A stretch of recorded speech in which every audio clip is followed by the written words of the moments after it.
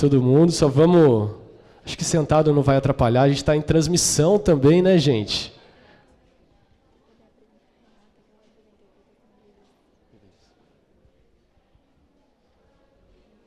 Se acomodem, que a resenha vai ser boa demais, necessária. Um papo aí que está quente, né? Pelos acontecimentos aí dos últimos dias.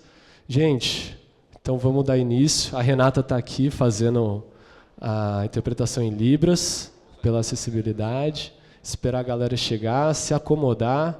A gente está ao vivo. Por onde que a gente está ao vivo? Está gravando. Ah, está gravando, mas vai ficar disponível depois, é isso, né? Vai. Isso. A Flipei aí vai disponibilizar para a gente.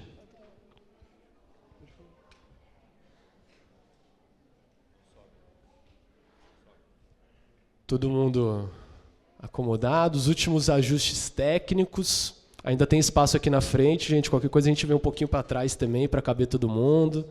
Todo mundo ficar confortável. Tudo certinho?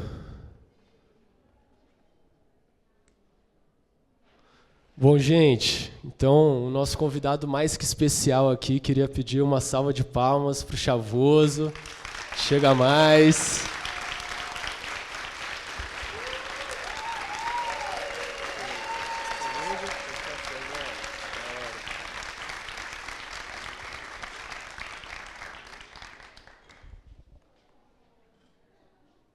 Bom, gente, uma resenha boa, né, como eu estava comentando, uma resenha que, querendo ou não, assim, infelizmente, a gente vai poder falar de um acontecimento muito recente aí que aconteceu, acho que a maioria das pessoas já sabem, mas, para começar, para abrir essa roda, como pedagogo, buscando a nossa herança griot, também eu queria começar com uma música, vindo junto com o pessoal do Slam.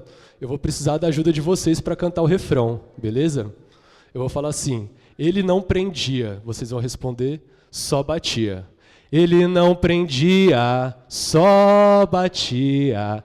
Ele não prendia. E eu vou pegar um tambor aqui, né, gente? A gente estava falando sobre colonialismo digital, sobre comunicação, então nada mais justo que a gente começar com um tambor.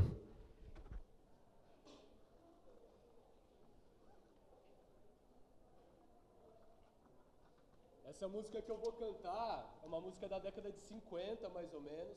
É um samba em formato de partido alto, que tem esse refrão forte, que vocês vão cantar comigo, pergunta e resposta. Eu vou cantar os versos no meio disso, beleza? Eu vou cantar sem mic mesmo, porque eu preciso tocar. Para quem não conhece, esse instrumento aqui chama repique de mão. Foi inventado na década de 80 pelo Birani do fundo de quintal, beleza? Ele não prendia, só batia. Ele não prendia, só batia. Delegado Chico Palha, sem alma, sem coração, não quer samba nem curimba na sua jurisdição. Ele não prendia, só batia. Ele não prendia, só batia. Era um homem muito forte, com um gênio violento, acabava a festa a pau, ainda quebrava os instrumentos. Ele não prendia, só batia. Ele não prendia, só batia. Os malandros da Portela, da Serrinha e da Congonha, pra ele era vagabundo e as mulheres sem vergonha. Ele não prendia, só batia. Ele não prendia, só batia. A curimba ganhou terreiro, o samba ganhou escola. Ele expulso da polícia, vivia pedindo esmola. Ele não prendia, só batia. Ele não prendia, malandro, só batia. É isso, gente.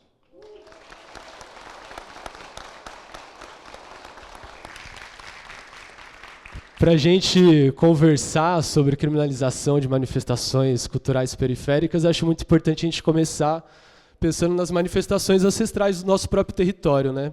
Então por isso que eu quis trazer esse samba, que acho que tem tudo a ver com o que a gente vai conversar aqui hoje. E aí, para começar, eu já vou começar pela notícia quente aí, né? Acho que foi na quarta ou quinta-feira, o MC Pose do Rodo foi apreendido, né? Foi buscado na casa dele com uma acusação de apologia ao crime, né? E aí, essa semana também, conectando um pouco com as atividades aqui da cidade, estava rolando um evento na Unicamp sobre o centenário de Franz Fanon, né?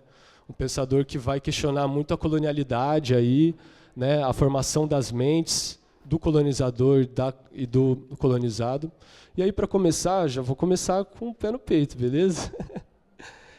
Eu queria te ouvir, Chavoso. Nessa sociedade colonial, quem é considerado criminoso e o que é considerado crime?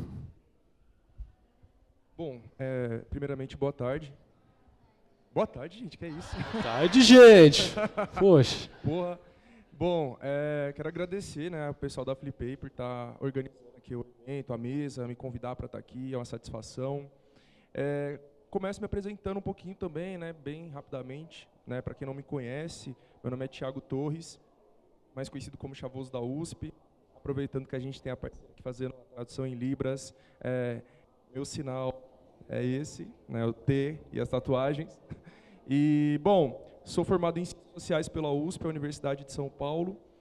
Sou youtuber, sou palestrante e, enfim, é isso basicamente, né? Tenho 25 anos, esse sou eu basicamente para quem caiu de paraquedas aqui e não me conhece, né? Bom, então indo agora para o tema, né, para o assunto bastante importante, né, que muito curioso que a gente tinha definido o tema antes desse acontecimento, né, que teve na quinta-feira, que foi a prisão do MC Pose, mas fez com que o assunto viesse muito à tona e ficasse bastante quente, né? Essa é uma pauta bastante quente desse momento, que é debater sobre o tratamento criminalizador aí com essas culturas negras, periféricas, indígenas, e tudo mais do nosso país, né? Mas também é extremamente importante ressaltar que essa criminalização, essa perseguição, acima de tudo, é aos próprios corpos negros, pobres, periféricos, né? A criminalização e a perseguição da cultura é mais uma forma de perseguir essas pessoas, esses corpos, prender, matar. Então eles, né, o sistema, quem controla ele, as elites, sempre vão estar encontrando meios e formas e justificativas para que a gente possa ser preso e, consequentemente, controlado por eles, né? Tendo em vista que a cadeia nada mais é do que isso, do que um lugar para controlar determinados corpos. Hoje, né, a gente teve uma nova notícia, bastante revoltante, de que aquele cara lá, que eu não lembro o nome dele, mas, enfim, um cara branco e rico, que atropelou e matou um motoboy de Porsche, né? O cara de Porsche atropelou e matou o cara. Depois de 10 meses foragido, se entregou, ficou 11 dias preso e hoje ele foi solto. Hoje ele foi solto, depois de 11 dias preso por homicídio. Então, a conclusão que a gente chega os crimes que dão cadeia no nosso país são apenas o crime de ser negro e o crime de ser pobre, né? O crime de matar não dá cadeia. O próprio crime de tráfico não dá necessariamente cadeia, a depender de quem você é, né? Então, eles sempre vão associar o tráfico e o roubo, né, esses crimes assim, à favela, à periferia, à população negra, à população pobre, sendo que o grande problema não está aí, né? Não está nesses territórios, não está entre essa população, né? As maiores apreensões de drogas sempre são feitas em grandes condomínios de luxo, com pessoas muito ricas e tudo mais. Bom, enfim. Então, eu esqueci qual que era o foco da pergunta. Eu saí falando de outra... Não, acho que é por aí mesmo. Eu perguntei o que é o crime nessa sociedade colonial, quem é o criminoso nessa sociedade. Você isso. Tá vendo? Não, muito bom tocar nessa questão de droga, né? Porque ela é o principal motivo hoje usado para apreender essas pessoas, esses corpos, né? Esses grupos que eu citei. A questão da criminalização dos entorpecentes é a principal desculpa usada para fazer isso, né? O maior crime hoje do qual as pessoas que estão encarceradas são acusadas é justamente tráfico de drogas ou envolvimento com o tráfico. Quando a gente fala de, por exemplo, maconha, né? E a gente volta na história para descobrir quando que a maconha foi criminalizada no nosso país, como foi esse processo, a gente vai ver que tem tudo a ver com o racismo e a escravidão, né? Então, a criminalização da maconha, especificamente, aqui no Brasil, acontece, primeiramente, em 1830, na cidade do Rio de Janeiro, que era a capital do Brasil. Então, sendo a capital do Brasil, foi uma cidade que recebeu muitos africanos para serem escravizados, muitos africanos que faziam o consumo da maconha, dessa planta, povos indígenas também faziam, e justamente esse fato, né, o uso dessa planta por esses povos, levou os colonizadores, enfim, as elites da época a criminalizarem ela. Só que existia na época, né, no Código Penal, uma criminalização diferenciada para os negros e para os brancos. Então, eles não colocavam dessa forma, né? Mas o racismo no Brasil ele é muito engraçado, porque ele sempre foi velado nesse sentido, assim, né, de não falar diretamente a palavra negro e branco, mas, na prática, é o que está acontecendo. Por exemplo, quando aconteceu a criminalização da maconha no Rio de Janeiro em 1830, quem vendia a maconha, quem comercializava a maconha, receberia a pena de multa, enquanto quem fazia o consumo dela receberia a pena de prisão. Quem fazia o consumo? Negros e indígenas. Quem vendia? Quem era livre, que eram os brancos. Então não precisava escrever lá no Código Penal, né, brancos e negros, mas a partir do momento que eles diziam quem vender vai só pagar uma multa e quem consumir vai ser preso, estava deixando muito claro, né, que o tratamento para o negro e para o branco vai ser diferente. Décadas depois, com o primeiro Código Penal da República, em 1890, vai estar escrito lá a famosa lei, como ficou conhecida, a Lei da Vadiagem, né? Que era uma parte ali do Código Penal que tratava dos vadios e da capoeira. Eles trazem juntos ali no Código Penal a capoeira e a vadiagem juntas como sendo a mesma coisa. E ali, naqueles artigos, eles também não vão usar a palavra negro em nenhum momento, porém eles vão dizer que é crime você não estar ocupado, não estar trabalhando, não ter moradia, não ter condições de garantir a sua subsistência, isso era criminalizado. E aí fica a questão, quem é que no Brasil, 2 anos após a abolição da escravidão, sem reforma agrária, sem moradia, sem terra, sem trabalho, quem é que não tinha condições de garantir sua subsistência? Quem não tinha moradia? Era a população negra. Então era uma forma de criminalizar essa população, para além da criminalização da capoeira que vinha junto com tudo isso, né? Então, enfim, são algumas reflexões aqui iniciais, né? Você pode puxar outras perguntas a partir disso, mas para a gente pensar como que esse país, há muito tempo, séculos aí, né, de diversas formas, encontra meios de criminalizar a população negra, inclusive sem precisar citar o fato de que essa criminalização está sendo voltada para essa população. É o que a gente vê agora com essa criminalização do funk, aonde, quando a gente aponta que isso é racismo, muita gente vai dizer que não é racismo, porque lá não está dizendo nada que tem a ver com ser negro, tem a ver com a letra, tem a ver com isso, tem a ver com aquilo. Então, o racismo no Brasil ele foi um crime perfeito, articulado pelas elites, né? Perfeito nesse sentido de conseguir fazer uma coisa brutal e bizarra, e extremamente violenta, sem que a própria população consiga perceber isso e naturalize isso. Sim, é muito interessante pensar que todo o aparato cultural que envolve aquela manifestação é criminalizada, né? Seja pela forma de se vestir, pelos acessórios, né? Se a gente começar lá no começo do século passado pensando sobre o samba, instrumentos com tarraxa, era arma branca, né? As navalhas dos capoeiristas também. Então, todos esses códigos culturais que compõem essas manifestações passam a ser institucionalmente criminalizados, codificados penalmente, de uma forma a institucionalizar justamente o racismo, que não é declarado, mas que, se a gente analisar as leis, a dinâmica, o funcionamento, está focado num determinado grupo social. E aí, bom, isso aconteceu com o samba durante muito tempo, com o hip hop também, com o funk. Mas tem algo que eu notei também entre essas manifestações. Teve um momento que essas manifestações elas foram, de certa forma, industrializadas, né? Elas foram absorvidas pela classe dominante, passaram a ser consumidas através dessa industrialização, né? Aconteceu com o samba, né?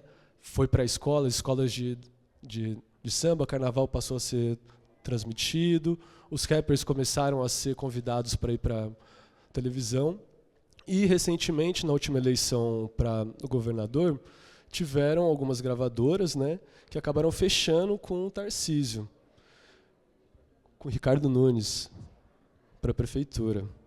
E aí eu queria te ouvir falar um pouco sobre isso, assim, né? Sobre como que essa cultura periférica, que na sua gênese, ali, na sua origem, vai ser muito subversiva, né? Vai dar liberdade para esses corpos se movimentarem, se expressarem, serem autênticos.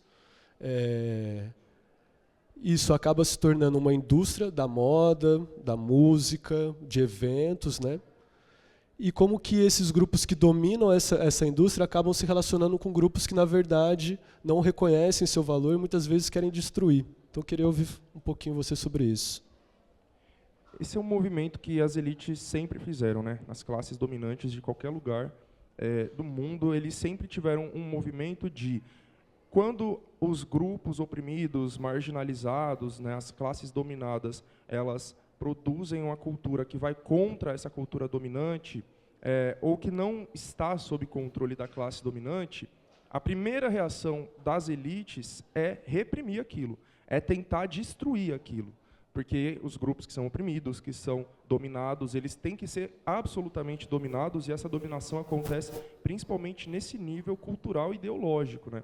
Então, para a população aceitar essa dominação, ela precisa ser convencida ideologicamente, culturalmente, de que as coisas elas são assim, sempre foram assim, pelo motivo X, né? Seja porque Deus quis e ponto, seja porque é a meritocracia, enfim. Então, a cultura e a ideologia elas são a principal arma de dominação de um povo, né?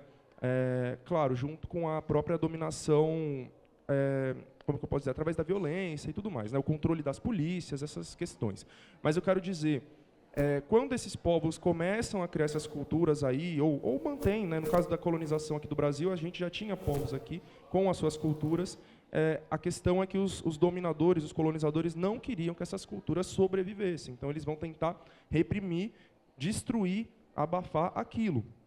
Quando eles veem que eles não vão conseguir, né, que é um movimento mais forte do que eles, aí vem esse segundo movimento, que é o da apropriação. Então, se a gente não vai conseguir destruir isso, então a gente vai cercar, se apropriar, dominar, deturpar, distorcer, esvaziar, embranquecer, mercantilizar e passar a usar para os nossos interesses, né? O interesse da dominação. Eu já falei essa ideia em muitos lugares, eu sempre cito o exemplo do próprio cristianismo. Então, voltando 2000 anos na história, lá no Império Romano, como que surge o cristianismo? Era uma religião dos pobres e oprimidos da periferia do Império Romano, que 200, 300 anos depois vai se tornar a religião oficial do Império. Então, o Império Romano vai passar ali 200, 300 anos matando cristãos e depois se torna a religião oficial do Império e aí passa a ser usada para perseguir e matar outros povos, né? Então, eles viram que era mais forte do que eles, né? A elite do Império Romano fala, mano, é mais forte que a gente, não dá para destruir, vamos se apropriar, e a gente passa a usar isso ao nosso favor para dominar esse povo e dominar outros povos também, né? E aí a gente vem para a atualidade, é o que continua acontecendo. Então, como você falou, aconteceu com o samba, com o rap, né, como eu citei a capoeira, religiões de matriz africana, funk mais recentemente. Então, tudo isso, né, num primeiro momento, esses colonizadores, essa classe dominante vai tentar destruir, tentaram destruir de toda forma possível, criminalizaram, não conseguiram destruir, tudo isso continua existindo até hoje, porém, em grande parte, em grande medida, foi apropriado, foi mercantilizado, né? Então se transformou somente num produto para ser vendido, então acaba se perdendo a essência, muitas vezes, subversiva, revolucionária, né? O rap, por exemplo, né? O que no passado era uma coisa completamente revolucionária, subversiva, politizada, hoje, em grande parte, foi muito esvaziado, né? E o contrário, a gente começa a ver o rap, parte dele, reproduzindo ideologias liberais, neoliberais, burguesas, né, o funk, a mesma coisa.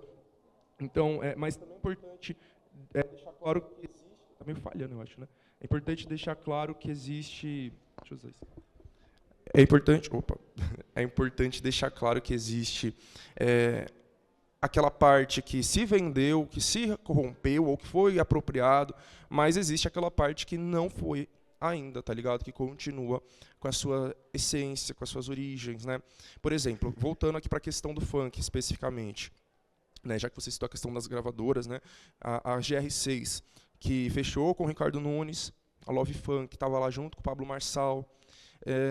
Então a gente viu esse movimento. São as duas maiores gravadoras de funk que a gente tem, né? A Condzilla acho que ficou meio que em silêncio, né? Eu não sei, teve um momento que eu acho que eu vi, posso estar falando besteira, mas eu acho que eu vi o Conde, né, o dono da Condzilla, meio próximo da Tabata Amaral. Mas enfim. Então as maiores produtoras elas estavam mais assim para esse lado da direita, do liberalismo, do neoliberalismo, né?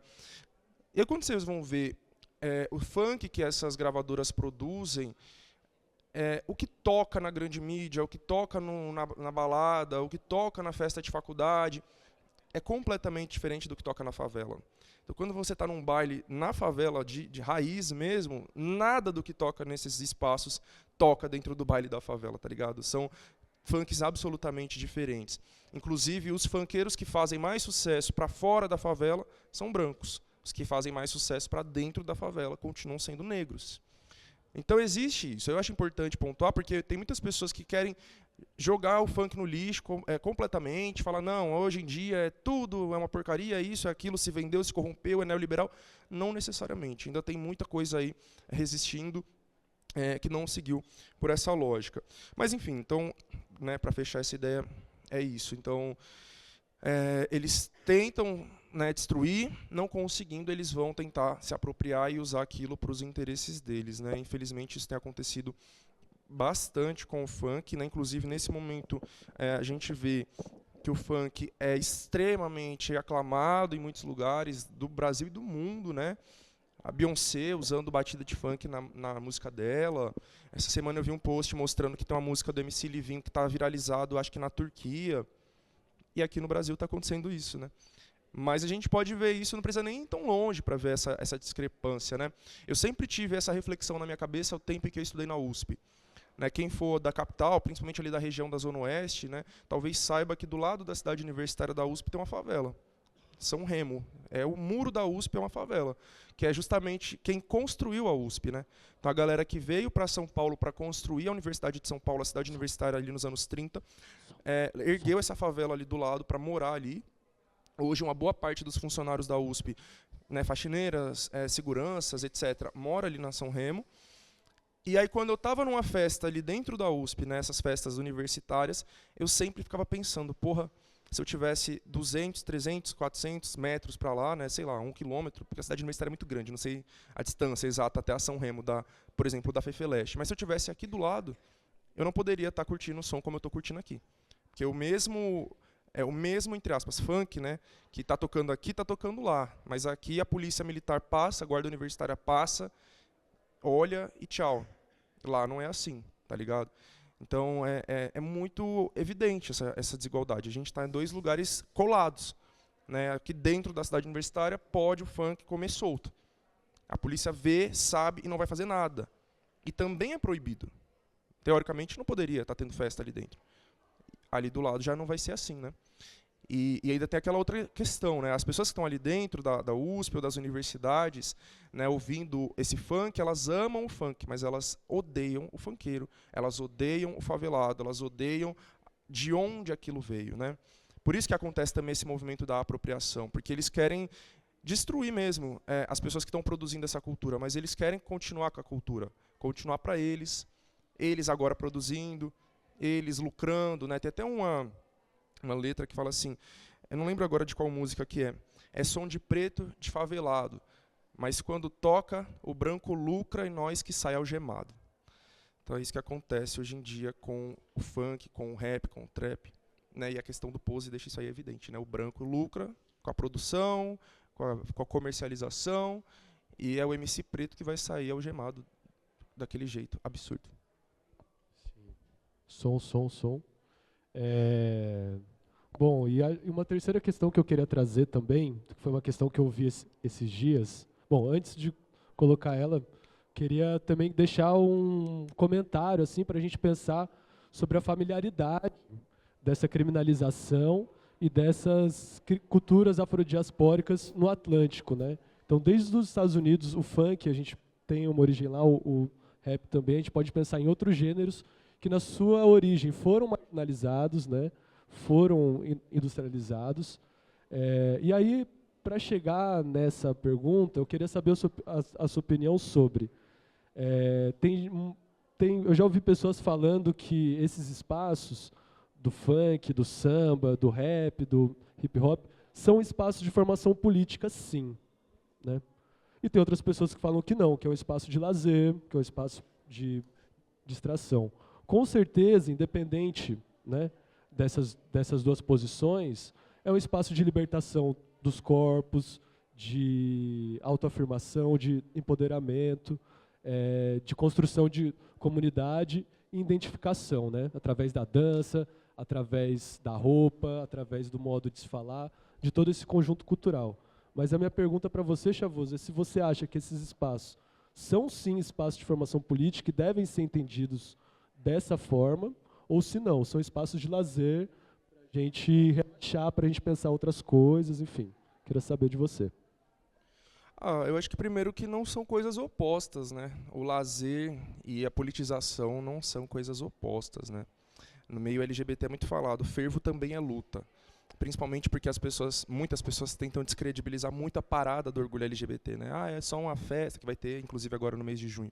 É só uma festa, é um carnaval fora de época e coisas nesse sentido, né? E quem fala isso, assim, não entende e não conhece do que se trata, né? É verdade que a parada LGBT, ela saiu bastante... Ela saiu bastante do seu sentido de origem, né? Porque ela surge como uma rebelião contra a polícia e o Estado, né? A origem da parada do orgulho LGBT é uma coisa muito foda, tá ligado? Porra, são LGBTs pegando tijolo e tacando na polícia, garrafa de vidro, e tendo um grande confronto ali num bar em Nova York. E aí, nos anos seguintes, começa a ter essa marcha, exigindo direitos e tudo mais. E aqui, hoje em São Paulo, na cidade de São Paulo, a gente tem a maior do mundo, né? Com, às vezes, 4 milhões de pessoas ali. E a gente vê muitos carros elétricos ali, trios elétricos, né, patrocinados por grandes marcas, shows de grandes cantores e tudo mais. E aí, de fato, passa a impressão de que é só um espaço de lazer, é um carnaval fora de época, etc. Mas não é só isso, né? Primeiro porque sempre tem temas que são abordados ali, né? Esse ano, por exemplo, vai ser o respeito, enfim, as pessoas LGBTs acima de 60 anos, né? Então as pessoas idosas, que são completamente invisibilizadas. Amanhã vai ter a parada do orgulho LGBT do Itaim Paulista, na Zona Leste, na periferia de São Paulo, que o tema vai ser o fim da escala 6x1. A própria parada da Paulista ela vai trazer essa pauta também, o que eu achei uma coisa extremamente importante. Tá ligado?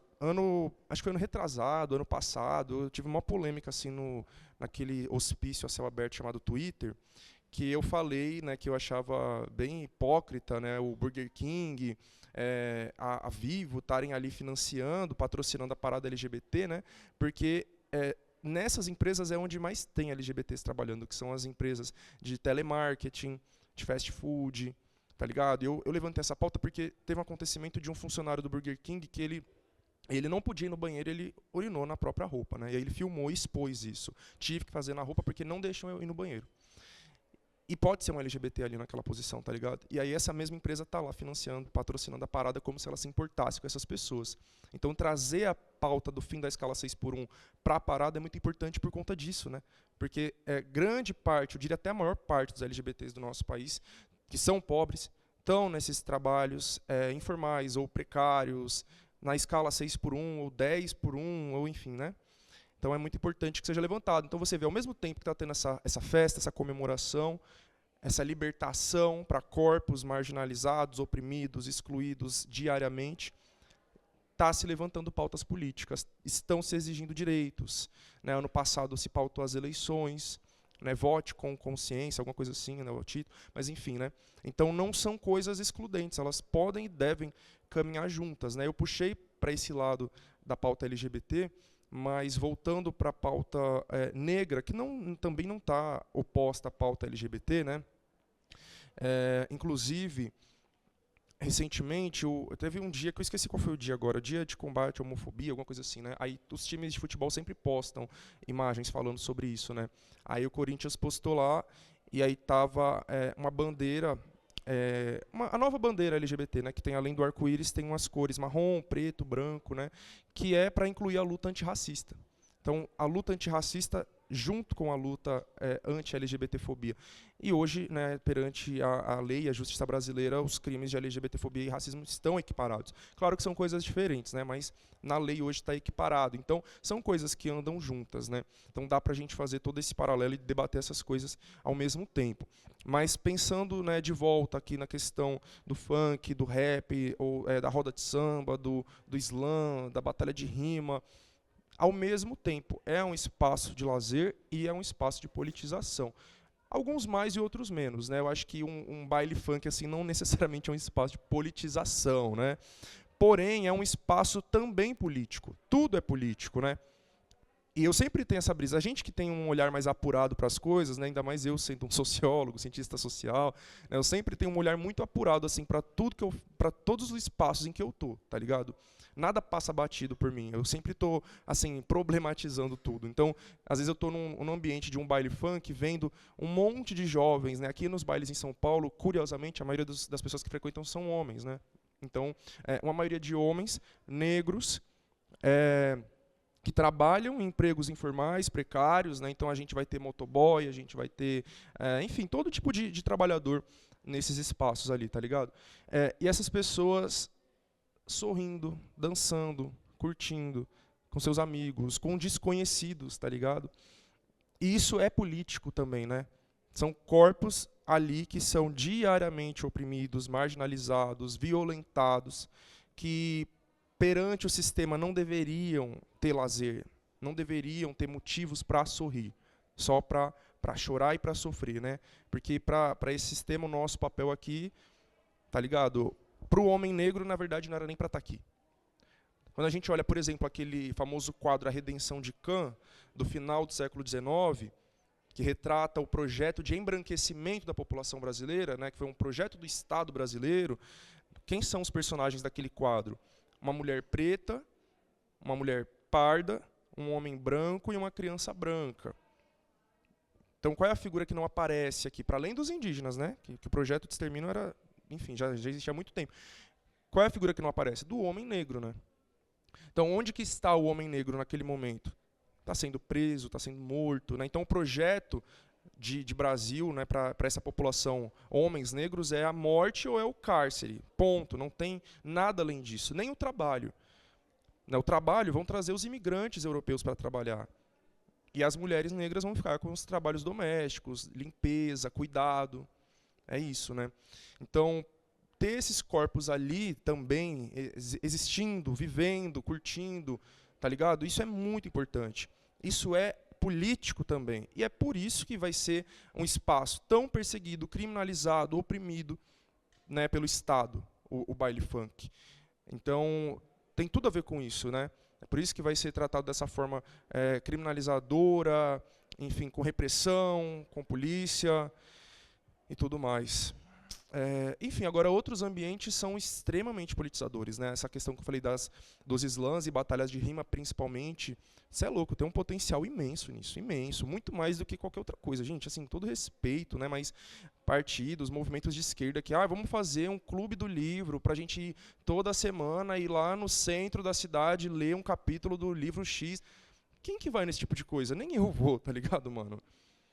Então, para a gente conseguir assim, atrair o jovem, né, o jovem periférico principalmente, trocar ideias, politizar, passar visão, a batalha de rima, mano, é fundamental. O slam é extremamente importante. Né? Esses dias eu palestrei numa escola, ensino fundamental, e depois da minha palestra, né, foi 2 manos lá para fazer uma batalha de rima, um slam, passar para os moleques essa visão, e todo mundo curtindo, as crianças, tudo participando, super entretidas. Eu falei, mano, muito foda.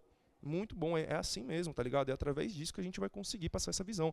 Né, um outro exemplo, só para eu fechar, no Dia do Trabalhador, 1º de maio, estava lá no Rio de Janeiro, aí teve o ato, né, pedindo o fim da escala 6x1, e pela primeira vez na minha vida eu vi uma manifestação onde fizeram uma batalha de rima.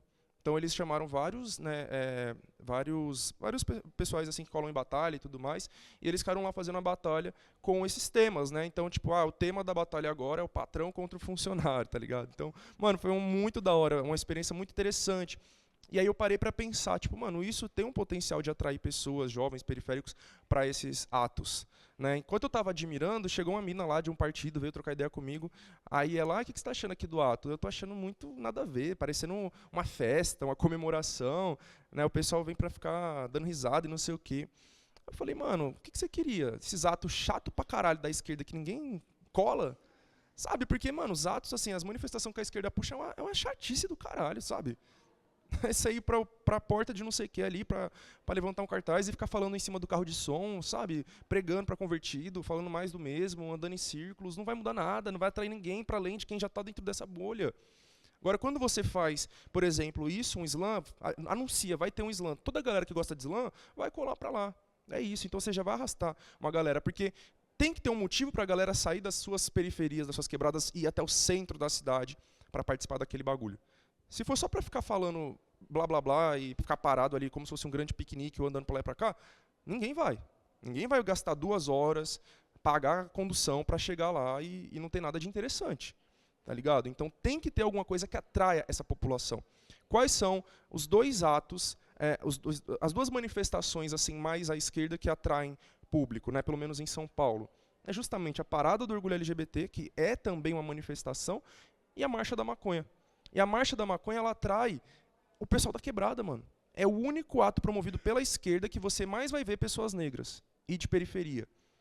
Por que esses dois atos conseguem fazer isso? Porque tem alguma coisa atrativa ali. Tem alguma coisa que vai mobilizar as pessoas para saírem lá das suas quebradas e se deslocarem por 2, 3 horas e chegar lá, né, e ter alguma coisa interessante ali. No caso da Parada LGBT, é um momento de libertação. Essa população que no dia a dia não pode andar de mão dada com seu companheiro, com sua companheira, ali pode andar de mão dada, pode beijar, pode ficar à vontade, você está livre, tá ligado? Isso é atrativo. A mesma coisa da Marcha da Maconha. No dia a dia, se você sentar na praça para fumar maconha, você pode sair morto pela polícia. Lá você pode fumar à vontade. Ou seja, esses dois atos, essas duas manifestações são espaços de desobediência civil, de certa forma. Isso é atrativo, tá ligado? Então, os atos precisam ser mais atrativos, tá ligado? Precisam ter coisas que vão atrair o povão. É isso. Te ouvindo aqui, pensando, né, sobre as minhas experiências, te ouvindo falar, eu lembrei de um conceito muito bacana da Leda Maria Martins. A Leda Maria Martins, ela é mineira, reitora da UFMG e rainha do Congado. Eu tenho muita admiração por esses intelectuais que são mestres e doutores acadêmicos, mas que também têm uma trajetória na cultura popular, né? O Congado, ele não foi industrializado, né? Não sei nem se todo mundo conhece essa manifestação, mas ela vai falar sobre oralitura, né? Que é uma tríade entre voz, corpo e memória, que manifesta esses conhecimentos e vai passando esses conhecimentos, né? Por que eu estou falando disso? Porque eu concordo com você sobre a minha pergunta em relação a se é só político ou se é só festa. Eu acho que as manifestações negras em geral, elas são de uma outra lógica que foge ao colonialismo. Então é difícil para a gente encaixar, sabe? Se é só lazer, se é só entretenimento. Aqui é político, aqui é entretenimento, aqui é literatura, aqui é poesia, aqui é muito difícil da gente conseguir colocar nessas caixinhas, esquadrinhar desse jeito. E essas performances acabam por ser educadoras de alguma forma, né? Acabam por trazer ancestralidade, seja pelos passos que são feitos, reinventados por uma nova geração, com a personalidade daquele tempo, mas existe uma tradição que vem ali, seja no funk, seja no rap, seja no samba, seja no jazz, seja no congado, seja no coco, onde seja, existe essa linhagem, assim. Eu acho que é muito importante a gente pensar dessas duas coisas, quanto que essas manifestações, apesar de já serem inseridas no meio digital e eletrônico, têm uma ancestralidade que, para quem reconhece, depois fica impossível de não ver, fica impossível de ficar invisível, e que acabam também por serem formadoras de opinião, formadoras de cidadania, por passarem muitas mensagens. Gente, agora eu queria saber se alguém tem alguma pergunta para ele. Alguém quer perguntar? Temos uma pessoa, mais alguém? 2, dou-lhe 3, Fechou então, gente. Vamos lá. Primeiro o nome e aí depois a pergunta. Oi, meu nome é Ana, eu sou uma grande fã sua. Não que eu precise ficar opinando tanto, principalmente eu como uma pessoa branca, mas eu gosto assim, tipo, 99,9 do que você falou, eu adorei, eu achei muito bom.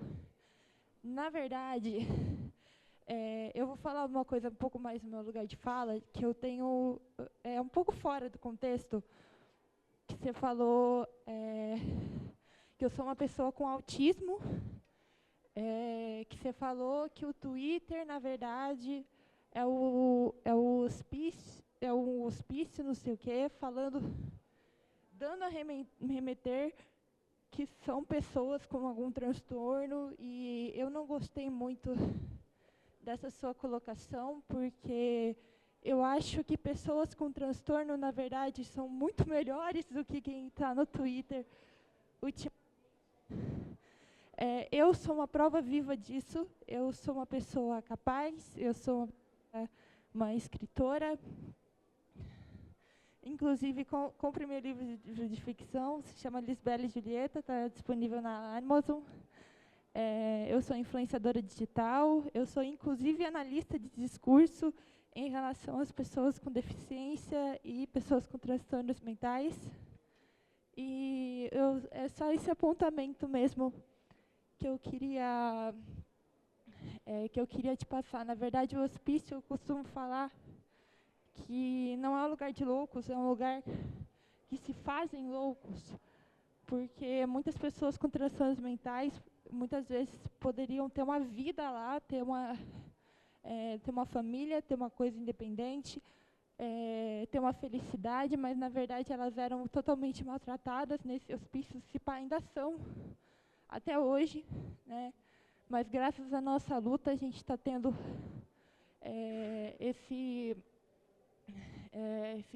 hoje mais essa visibilidade para tratar esse tema com uma seriedade maior, e também para acabar com esses hospícios e trazer tratamentos muito mais humanitários, que considerem a pessoa primeiro, que considerem que existe um ser humano por trás do transtorno, e que existem várias...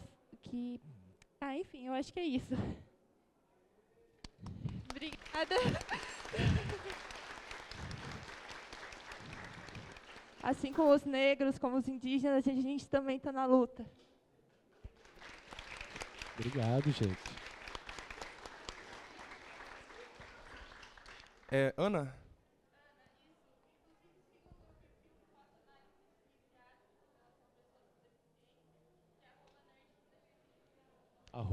Nerd com deficiência.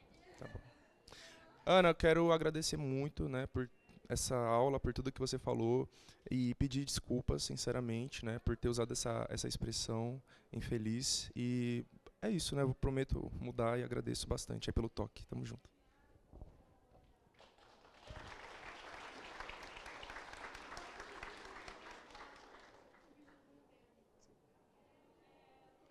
Boa tarde. Tá dando para ouvir? Tá dando. Pode falar para ouvir, gente? Mais ou menos. Tá funcionando, pode falar. Parece que tá desligado. Tá não, senhor. Tá ligado. Tá só... Obrigada. Boa tarde, gente. Agora sim. Meu nome é Carol. E eu queria ouvir um pouquinho sobre o que você acha, né, o que você pensa do papel da geração mais nova, né, desse momento histórico, em relação à temática dessa roda de conversa, né? Como você projeta, assim, idealizações, esperanças, expectativas, ou que seja algo mais científico, não sei. Mas como é que você pensa a atuação, né, política, social, considerando os adolescentes, por exemplo, a geração mais novinha que está presente agora, assim. Queria ouvir um pouco sobre isso, né, o papel deles, porque provavelmente vão viver coisas, talvez, gerações mais antigas não vão ver, mas como a gente pode pensar essas mudanças sociais, essas questões que a gente discute e vive há eras, como fica isso para daqui 50, 70, 80 anos, na mão dessa galera que é mais jovem e que a gente não vai estar vendo. Enfim, acho que deu para entender, né? É isso, obrigada. Obrigado pela pergunta. Bom, é complicado, eu acho, falar sobre isso, porque a gente está vivendo num momento muito estranho, né, muito contraditório, aonde, por exemplo, hoje, entre muitos dos mais jovens, você ser subversivo é você ser conservador. A juventude, ela sempre teve atrelada a um posicionamento mais revolucionário, um posicionamento mais combativo, né, antissistêmico e de não aceitar ordens e tudo mais, né? E o que a gente tem observado hoje entre muitos jovens é que, tipo, na visão deles, você ser o subversivo é você ser o conservador e você se reafirmar como cristão e não sei o quê, porque se construiu muito essa ideia de que esses grupos estão sendo perseguidos, esses grupos estão sendo, sei lá, marginalizados, existe a cristofobia, e existe uma perseguição aos conservadores, e todos estão contra nós, e não sei o quê, não sei o quê, não sei o quê. E a gente tem visto hoje muitos jovens adolescentes que acham que o máximo é isso, é você ser conservador. Então isso é muito preocupante. Ao mesmo tempo, a gente vê também muitos que estão se politizando por um caminho mais revolucionário, né? Então nem tudo está perdido. Eu vejo muito isso pelos meus próprios seguidores mesmo, né? Principalmente pelas palestras que eu faço nas escolas. Fico muito feliz assim de chegar em escolas onde eu já sou conhecido por grande parte dos alunos, né? Principalmente alunos do Grêmio. Então tem muitos alunos dos Grêmios que são eles que organizam a palestra e me levam. E aí eu adoro ver os nomes dos Grêmios, né? Então Grêmio Revolução, Grêmio alguma coisa assim, sabe? Então tem uma galerinha aí, uns adolescentes sim, que estão já vindo com essas ideias revolucionárias. Coisa que, tipo, poucos anos atrás não existia, né? Tipo, né, eu mesmo estava no meu ensino médio, eu me formei no ensino médio em 2017. Eu saí praticamente sem saber o que era marxismo, comunismo, tá ligado? Eu fui entender mais na universidade mesmo. Hoje, né, principalmente graças às redes sociais, essas ideias estão chegando nas pessoas, né? Através de pessoas como eu, por exemplo. Então a gente está fazendo essas ideias chegarem mais cedo nas pessoas.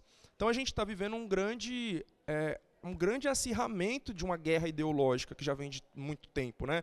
Então, quando eu digo assim, a gente está vivendo um acirramento de uma guerra ideológica, é isso.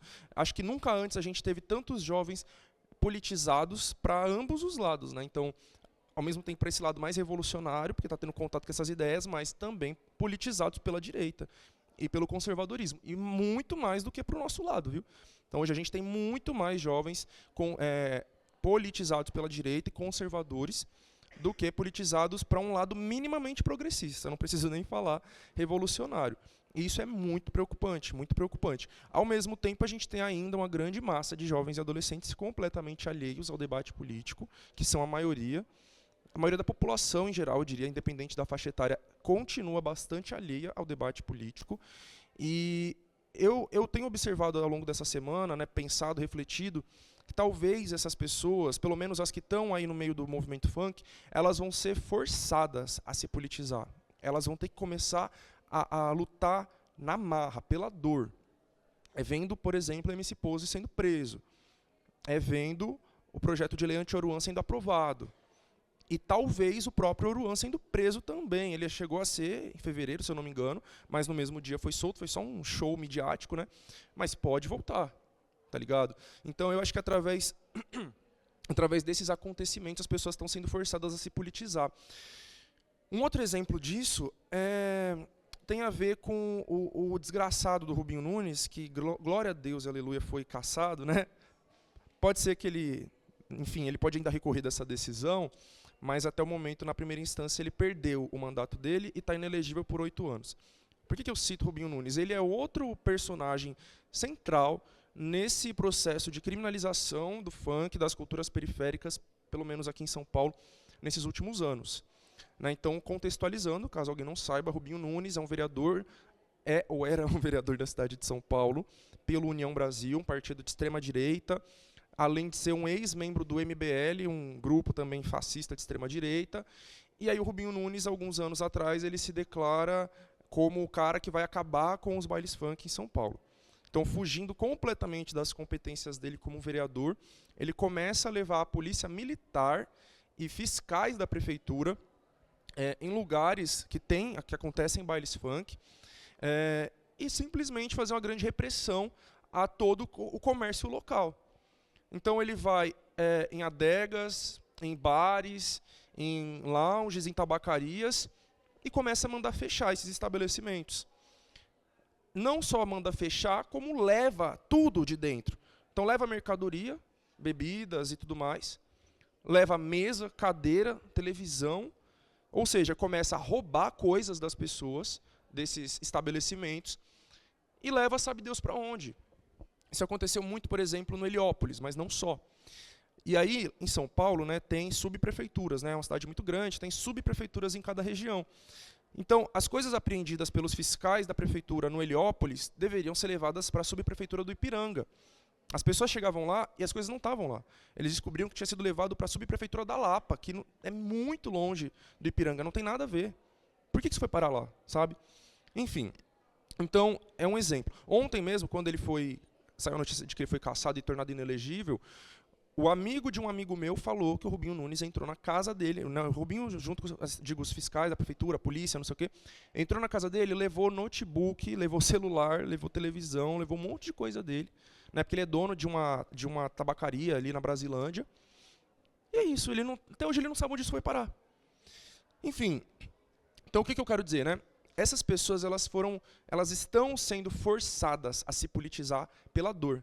Tá ligado? Porque um vereador começa a invadir suas casas, seus estabelecimentos, roubar sua mercadoria, fechar os seus estabelecimentos. Ele estava levando freezer, geladeira. O que é isso, sabe?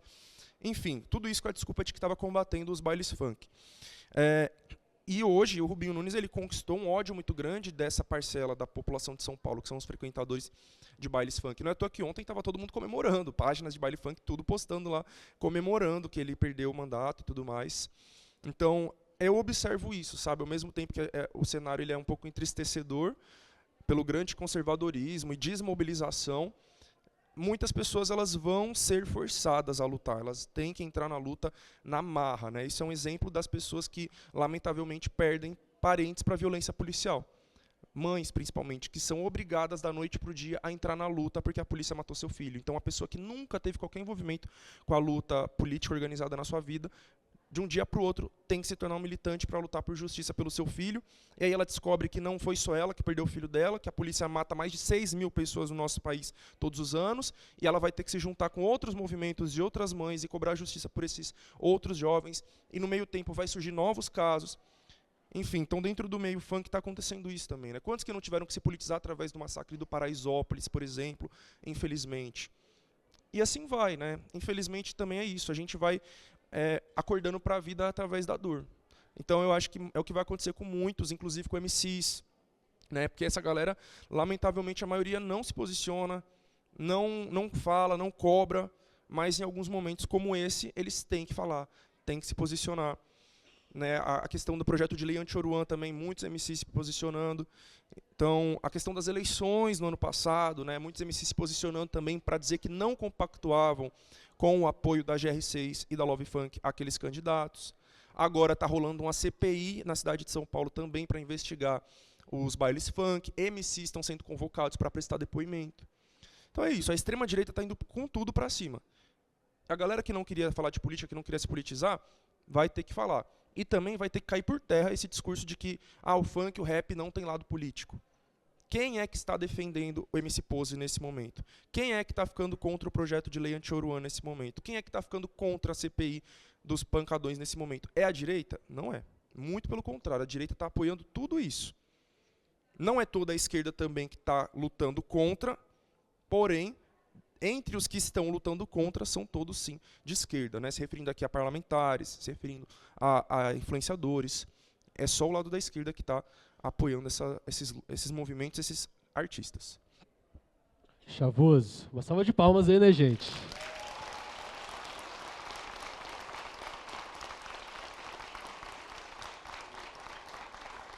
Queria começar os agradecimentos para continuar com a nossa programação. Agradecer a todo mundo que está aqui, primeiramente. Obrigado pela companhia, obrigado pela disposição, pela paciência. Gente, a gente já está com o tempo, cronograma aqui apertadíssimo. Então, agradecer vocês, agradecer você também. Eu acho que você faz um trabalho de divulgação cultural e científica muito importante, com uma preocupação com a forma, não só com o conteúdo, mas com a forma que você vai entregar esse conteúdo também. Muito relevante, muito contemporânea, muito atual. Outra coisa, fascista não gosta muito de festa, né? Começa a soltar muito corpo, começa a dançar demais, falar demais, não gostam. Isso aqui é uma festa, gente, vocês estão sabendo, né? É uma festa, é uma festa.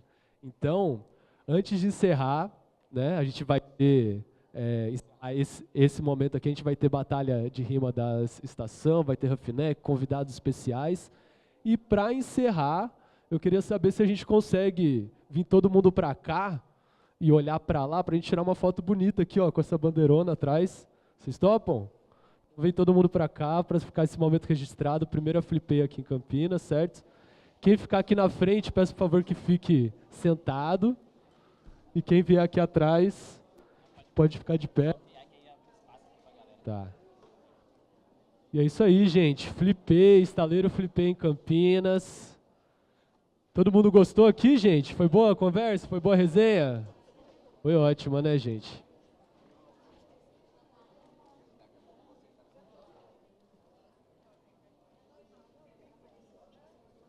Depois vou deixar uma revista que eu faço com você também. Ninguém mais quer aparecer, gente? Tem espaço ainda, hein? Se apertar, cabe. Aproveita, aproveita.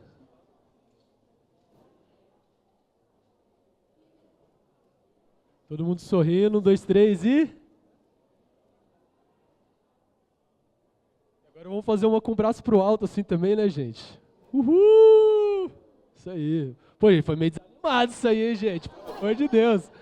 Vamos lá, de novo, com vontade, pô. 1, 2, 3 e... Aê, boa, gente. Gente, muito obrigado. A gente vai seguir com a programação. Obrigado, Chavoso. Obrigado, Flipei. Estamos aí na casa.